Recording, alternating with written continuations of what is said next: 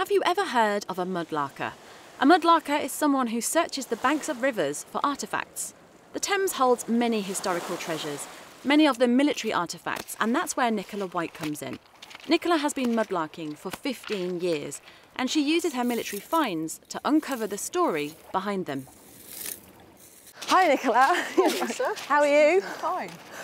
So this is where you find all the treasures that I've read and seen so many videos about. Yes, that's right. I mean, the tide's on its way in now. It's quite far up. But generally, when the tide is out, you get some marvellous pieces of history washed up on Thames mud.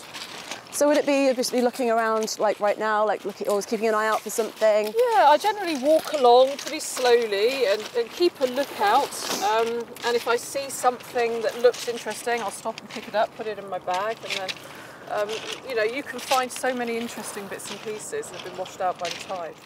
We go out at low tide to look for pieces of history that have been thrown out by the tide. There's so much that's been lost in the river, thrown in the river, and now, you know, we come to find it. So dating right back to Neolithic times, you know, right up to modern day. Just as we were about to move on, Nicola spotted her first find. You see, now that could be a coin, or it could be, oh, now that, look, is a button. You can see it's a button because it's got the little bit there.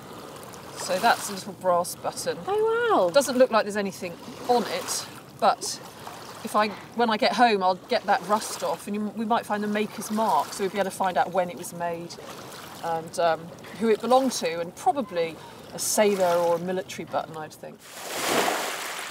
With the tide coming in, we didn't have much time to find some military treasures, but luckily, Nicola spotted something straight away. This is interesting. Can you see what I'm pointing at there? The curly whirly thing? No. Oh. I'm looking at this. Oh, okay.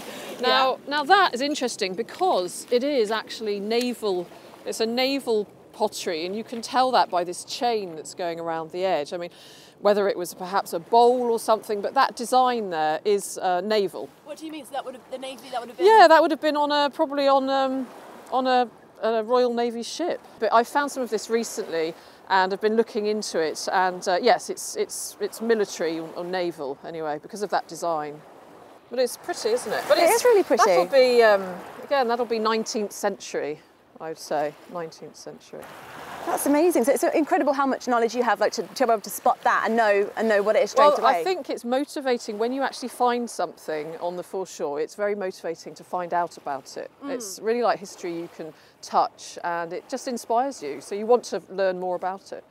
And it's not just pieces of Royal Navy crockery that Nicola has found. This bit of metal, which looks relatively uninteresting, but it's a really good example of how a small piece of metal can open up a huge story. This is a luggage tag which belonged to a man called Frederick Jury from 72 Woolwich Road, and he went to join the Australian Imperial Force during World War I.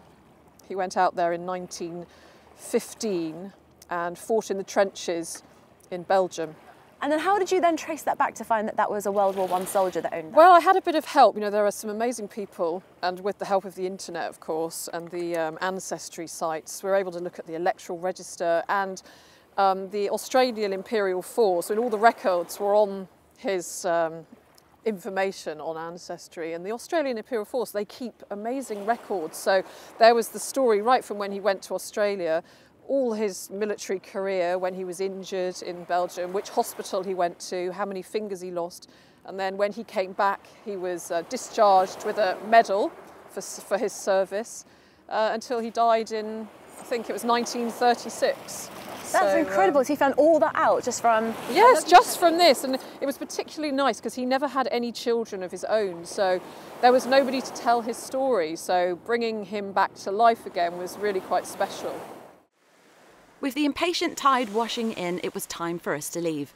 But Nicola will no doubt return tomorrow to see what military stories the river might share.